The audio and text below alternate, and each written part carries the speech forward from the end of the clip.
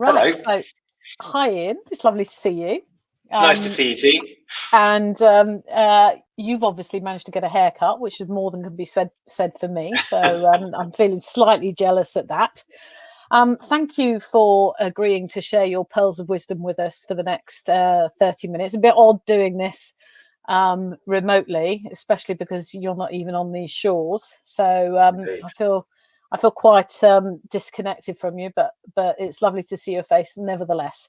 So everybody, let me introduce to you my good friend Ian Waters. Ian and I go back a number of years through the work that we do, the voluntary work that we do and did for Pride in London. And I recruited Ian to take my place as marketing director. I think it was in 2015, 2014, Yes, 2014. No, 2015. Yes, time flies when you're having Correct. fun. And over a gin and tonic, a very civilized gin and tonic at the BFI in London. Missed those days. The first one was that it went downhill after that. Yes, exactly. And we worked together for the next several years, developing campaigns for Pride. But that's not what he's here to talk to us about, although I'm sure we will touch on that. Ian's had a very interesting career, which we're going to cover off in a few minutes' time. And he is currently in charge of marketing at a brand which many of you may not have heard of, called Glue Home, which is taking advantage of demand in the market for connected home technology. So he's going to talk to us about the role that Insight plays in his current career and how that's evolved over time. But Ian, could we start off with perhaps introducing yourself and tell us a little bit about Glue before we get into the nuts and bolts? Yeah, absolutely. So Glue is kind of a fascinating service. Really, it's got a hardware portion of it and a software portion of it. But I mean, to start, we are the first company in the world to have ever performed an in-home delivery. That means, the delivery isn't just to your door; it's physically into your house, or in our case, into your fridge.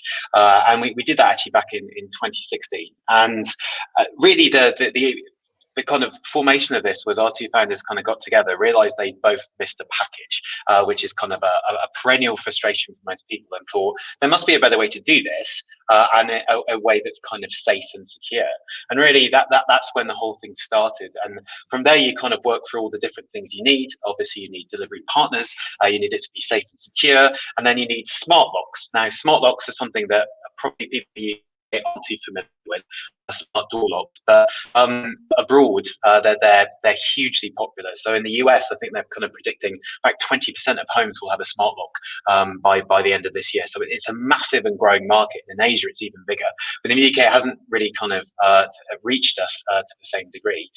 So yeah, we've kind of got this kind of three-pronged business, which is, one, we've got a smart lock business that is active in Sweden. Secondly, we've got an in-home delivery service that we run with the largest online retailer in Sweden, grocery delivery, and that's active now. And then all good platforms have to be two-sided, so we're only as good as our kind of two-sided marketplace. So we have services like laundry, you get parcels delivered, and you get stuff delivered in fridge. And my role really, well, I'm obviously the marketing director there, as you've kind of alluded to, but it's a startup, so there's only 35 of us, and I sit on the exec team of that startup, which means you kind of take these much bigger roles. So I look after some of the bigger projects, and we kind of have a project management instituted there. So you kind of have this kind of tentacled role that I play that you always do within startups. Now, I know you to be the kind of guy who likes to know everything that's going on and be involved in everything, and very, your attention to detail is legendary. So I can see how that role really suits you, but it's not really where you started in terms of your career, is it? So talk us through the evolution of your career. Your career story has been, for one so young, has been very interesting. So talk us through that, because your origins and where you are now are completely different. Yeah, I mean, I don't know if I'm squiggly career at this stage or what the hell I am really. So I started off as an intern at Unilever, and then they happily put me in competitive intelligence as an intern, which is very useful for my graduate job at Procter and Gamble, where I then went onto their graduate training scheme.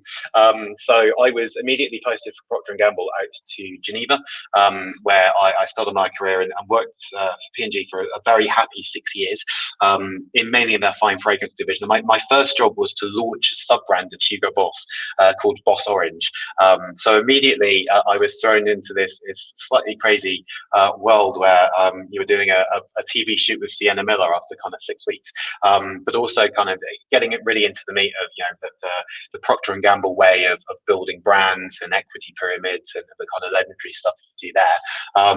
And then I had to go and eat the food I'd made, which is I worked in the global team making global toolboxes. So P&G after about 2.5 years put me in regional markets, and so I worked in Central and Eastern Europe, the Balkan states, the Commonwealth of Independent States. So some kind of quite quirky places doing media planning, choosing what brand went where, and then I went back to a global role for a bit as well, looking after Alexander McQueen and Stella McCartney. Then after that, a lovely recruiter approached me and offered me lots of exciting jobs in other FMCG firms. But I said, just get me something completely different. So I ended up at King, who make games like Candy Crush, and I had this slightly bonkers job of traveling all over the world, watching people play computer games and trying to get insights out of them. We can definitely talk about that a little bit later on. But really, what I did there is I was looking at launching King into new games categories. So I looked after card games, I looked after word games, and we did a lot there. Then after that, I mean, putting the Pride stuff to one side, because I started Pride when I was at King, I went to Google. I worked in product marketing for a while there. Then I went over and headed up marketing at the newly minted independent OpenReach. So I spent, goodness, about 3 years at OpenReach, and that was, beyond the basics of taking a brand that interacts with people pretty much every single day, is actually in the telecoms market the only brand you ever meet. If you think about it, you don't tend to meet other people, and Alison, we can talk about that a bit later on as well. But the telecoms engineer and this kind of pinnacle, and a really kind of fascinating time rebranding a company, trying to change internal things, and then really trying to challenge what OpenReach should be and where we've been. And I think that kind of ended very interestingly as well, because I kind of changed job in the middle of the pandemic, and one of my last things was running comms campaigns to stop assaults against engineers, by kind of really putting the engineer and humanizing the engineer and saying, please don't do crazy things. There's these awful conspiracy theories that were really going there. So kind of a really varied and interesting kind of career that I've skipped around a fair bit, but I think all of it has had this kind of real kind of focus on who is your user, who are they, how do you bring them to life, and doing that in FMCG is very different from doing that in gaming or doing that in telecoms. But actually, there's a lot of similarities, and that is if you just get to the heart of who your user is in whatever way you can, then you're probably going to find your North Star and have some really good work. So just building on that, let's talk a little bit about your relationship with the, such as it is, with the insight sector, because I think I would probably describe you very much as an intuitive marketeer. Not to say that you're not interested, as you just said, in terms of who your user is, but if I were to characterize different types of CMOs, I would probably have you down as somebody who is more inclined to back their gut instinct based on a deep familiarization with the market and with the customer, rather than somebody who uses lots of research data to justify their decision making. Would that be fair? Well, how would you kind of talk about your relationship with Insight? No, I think that's a really interesting. I mean, I don't know if that's true, but let's maybe talk about my relationship with Insight, and we can maybe try and work it out, because I've never really thought about it in those terms. I think my first interaction with Insight was actually at Unilever, and I'll never forget it, because we were doing kind of pseudo ethnographic, really. I mean, we went to the homes of some users, and I worked on Purcell, UK and Ireland, and we went to the home. And my first aha moment was I spent a bit of time talking to the parents in the kitchen, and then he went to play kind of jigsaws and all those kind of things with the kids. And you asked mum and dad the question, oh, what do you think about your kids getting dirty in the yard? And they say, oh, it's wonderful, it's marvelous, fantastic, brilliant, I love it, it's great. And you talk to the kids and you say, what does mum think about you getting dirty, or what does dad think about you getting dirty? And it's like, oh god, they panic. And you kind of get this immediate, really rich kind of understanding that all research to a point is biased, and you've got to ask as many questions as you possibly can, and there's always layers behind things. So I mean, I that was my first kind of big aha moment around research, and it was super interesting. And I think then you kind of have your progression, and I will be the first to put my hands up, and there's someone I have to semi apologize to, I guess, on this one, but she's a good friend now, which is a person called Catherine Hurst. She was at P&G as a researcher. She's now at Kazoo, and she's one of the better people you will ever get to work with if you get the chance. But I have worked with her. I worked with her when she was at Paddy Power. Yeah. Yeah. So she is a total superstar, really talented, and she was my research manager when I was at Procter & Gamble, and I did what all junior marketers and a lot of senior marketers sadly actually did, which was you use insights to verify your comms. As a check step in a process on a launch document, which is kind of God at Procter & Gamble particularly. And when it doesn't come out the way you want it to, you go back and you challenge furiously, and you challenge the methodology, and oh, it's the wrong audience, oh, it's contradictory, oh, you didn't ask the right questions, oh, you didn't do the blah, blah, blah, blah, blah, as if, all of these people haven't done it before. And Catherine was the person who put me right and really gave me a good insight into how to use insights. And I always remember the way she kind of constructed segmentation. I always remember the way she brought the user to life. So she constructed the bedrooms of all of our different types of users of our fragrances. And there was a day in the office where you could go down into the basement.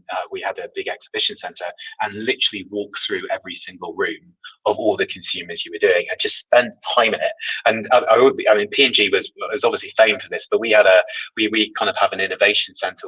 P&G has an innovation center where they've constructed a lot of these environments, so you can kind of go into and just get a feel for what's kind of going on. And really that I guess is what you're talking about with intuition. And I think I spend a lot of time up front getting to know who we believe our consumer to be. I spend less time in the middle verifying that the comms exactly works and will ping the target market. But then I do spend a lot of time afterwards looking at performance stats. So I guess my relationship with insights is you follow the behavior of someone, but you just get to know, it's almost, you've got to know who you're talking to, and you've got to see the impact of what you've done, rather than just trying to check step everything in between, which, and I must admit, sometimes I don't find that middle section awfully useful. And yeah, I mean, look, I mean, you've kind of nudged on questions, I guess, there, which is kind of what impression of the whole industry and how it works. And look, I mean, there are brilliant things about the industry, and as I say, I've traveled all over the world watching people play computer games. I've seen the impact that has on games teams when they're developing their product. I've seen the impact it has on me as a marketer when I've thought about comms and I've understood my user. Where sometimes it doesn't go right is it can be slow and it can be pricey. And my big bugbear is when you generate a lot of insights and none of it gets action. And that's often dumped on client. Oh, client didn't action this. Well, actually, no, it doesn't really matter why. The reason is it didn't happen. And what's the point in doing all this insight if you don't then use it? And that's when it's difficult. And I think, when you look at that, and when budgets are under pressure, if you don't have that right balance of value, speed, emotional connection when you're talking to CEOs, when you're talking to marketing directors, when you're talking to senior leaders full stop, I think that's quite difficult. And I think, if I was to add one more thing in, I don't think collectively we as an industry spend enough time thinking together about recommendations. What usually happens is you get a load of insights that dumped on you, get a presentation, get some slightly awkward bullet points of recommendations at the end, which marketers kind of sit there and scratch their heads about. But actually, what you'd like to do is work collectively to get a really rich output together to take to senior leaders, and I think that's where we sometimes struggle. So if you're going to do that, what does that mean you need to do? Because what you're talking about there is a frustration with the back end, if you like. And if that's happening at the back end, then arguably it's too late. If you don't bake that into the front end, then you're never going to you're always going to have the awkward silence at the end of the debrief. So what is it that you're looking for in terms of, how do you make sure that happens? Because what I'm hearing from you is, you need to be inspired in the process. I'll give you that as a starter of 10, because I don't, I think without that, I can't see a project going that far that that might be put in front of you. So what else? I mean, let me throw the challenge. So researchers are awfully bad at knowing their audience. And I think this has been one thing. I can count on one hand the number of times I've had someone ask me, well, who exactly is this going to? Tell me what they're like. Tell me what kind of things you can pull out. Now that doesn't. I don't want anyone anywhere to equate that with we should change the research in order to make someone happy, because that's the worst thing you can do. Because then what's the point of doing the research, right? But who are we actually sharing this with? Who is this going to? What kind of insights are really going to land? And I think we don't spend enough time doing that, and that's as much fault as marketer as is researcher. I think look, I mean, again, I think it's all about exchanges and stuff. We can kind of talk about different tools, but if you think about your typical marketer at a startup, you're either going to have someone like me, who's come from quite big companies. Is probably more brand led and has got his copy of Binet and Field and waves it around furiously and says we should think long term, and everyone else wants growth at all costs. Or you've got the other type of kind of marketing leader at a startup, which will be come up through the acquisition ranks, wants growth over everything, doesn't really care about brand, but is suddenly being told they need to. And isn't seeing kind of long-term growth. So I think kind of thinking about that, and then just most startups work on the basis of I've got project X is happening right now. You have a very finite amount of time to do that. Finite amount of time to resource. We're going to proceed with this route unless you can show me otherwise. Right. And that's where a marketer will usually step in and gut feel it and go, that doesn't feel right, but won't have enough user insight to challenge it, and will only have user insight from their existing user base, because that's what their product team will bring them, quite rightly. And you can gut feel the market and go, I don't think that's quite right. But if you can't quickly scramble and generate insight that will either challenge it or enhance it, then you're going to be in a lot of trouble. You're just not going to have any influence. Yeah. So for you, it's, and I can imagine in an entrepreneurial setting, well, I know in an entrepreneurial setting, speed is always of the essence, but agility, the ability to jump to it, and to deliver messages that are in the catched in the right language, and in the right tone of voice. I think, I mean, one of the things I often say to my team is, we are, we may be in the insight business, but actually we are also in the business of selling hope, because our clients have got ideas that they want to take forward, and it's our job, even when there are issues or problems with a concept, to sell the hope within, assuming there is some. I mean, look, and I think, just to build on that, because I think that's right. I think that the difference, I think, between kind of big firm stuff is, you will have your, econometric modeling done with agency X, and you'll have all these big ideas, and you'll kind of have some vague stuff you'll put into place with in telecoms or whatever. With startups, you've probably got a pretty good idea of what you're trying to launch, and you're just trying to back verify it, or you're trying to disaster check it and make sure it's wrong. And the one thing I'll say about startups is, when you present information that things are going to be an absolute cluster, there's a massive willingness to change that is probably not there in a lot of kind of bigger corporates. It's like, you give someone a data point they can believe in, they buy it, they're like, okay, we'll change it, fix it, let's do it. And I think that is the big difference, and the impact that good insight has the potential to have in a startup is disproportionately better to the ability insight would have to change a big corporation. That's really interesting. Now, have you found that in a startup environment that there's more of a focus on qualitative insight rather than quantitative insight, or is it similar to big organizations where who are often much more aligned with a quantitative mindset? No, so startups and tech firms particularly, it's all about the data. People want a data point that they can look at and can see improvements of and can benchmark and stuff like that. I think the big difference there is a massive focus on behavioral and current user base versus new users or potential users, and that is where a marketer has to kind of step in, and that's where a lot of the work I kind of been doing, particularly with Glue, has been, because it's my job to not just talk about the users we currently have, because they're a certain cohort of people and we're recruiting them in a certain way. My job is to say, look, this is where the company needs to be going, and this is what the user wants, and this is where they are, and this is what they're doing.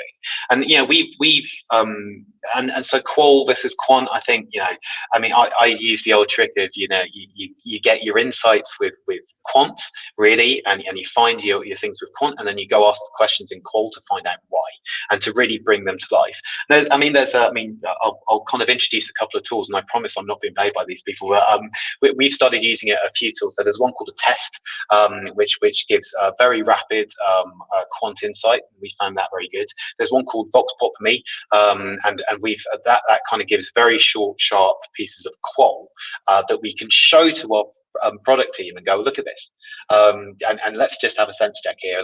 And let me give you an example. So we kind of put in place a price elasticity thing. So we use Van Westenberger model to just trying to get an idea of what the price elasticity would be in a new market. And then we went back and we asked people, hey, what do you think about this price for them? And just got the gut feel. And really just kind of matching those two things together has made quite a good and tangible impact on people, and we can get those insights really quickly.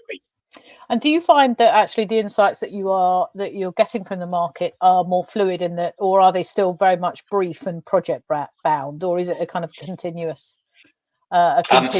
drip feed? Yeah, so we're just starting on our journey with this one, I'd say, and the place I'd like to get to is that it's just constant, and we're constantly doing it. We're doing it over and over again. It's a bit stop start because you are looking at the researcher in the company, so it's the only one exists as me. I knew I'd get you in the end. I knew you would. But look, I mean, that's it. It's like I'm the only person with experience who's done this kind of research out in the field, and therefore I'm the only person able to kind of do these things and brief them in. So it's a lot based on my capacity, and then kind of cross matching that to what the business needs and actually what will be useful. Because again, doing this with limited resources and then it just disappearing off into the ether is pointless. Yeah. So you're in your jack of all trades space, which you are truly excellent at. What would you kind of regard as being your biggest successes in terms of using insight?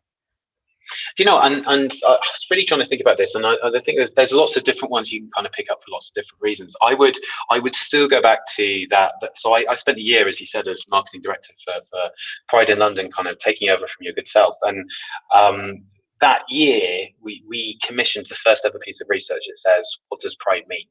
And no one had ever asked that question before. And you think about marriage equality has happened and all these different things that had moved through. And just by asking that question, we got such interesting insights. And some of them were actually very painful to kind of read. And I read every single one, as did the planner. I remember. We had all the qual we needed for the press and this and that or whatever.